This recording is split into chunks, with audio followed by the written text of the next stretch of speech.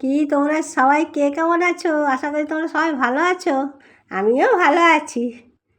আজকে খুব রোদ উঠেছে। আজকে আমার অনেক জামা কাপড় শুকনো হয়ে যাবে, এই জন্য মনটাও ভালো, সবই ভালো। আর বেড়াতে হয়েছে, ভাত নিয়ে বসছি। তা আজকে তেমন কিছু রান্না করিনি।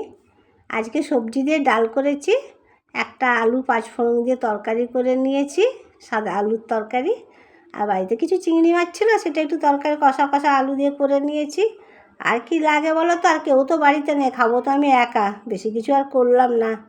আর নিশ্চয় তোমাদের সবারই খাওয়া হয়ে গেছে না? ভালো কথা যদি হয়ে থাকে।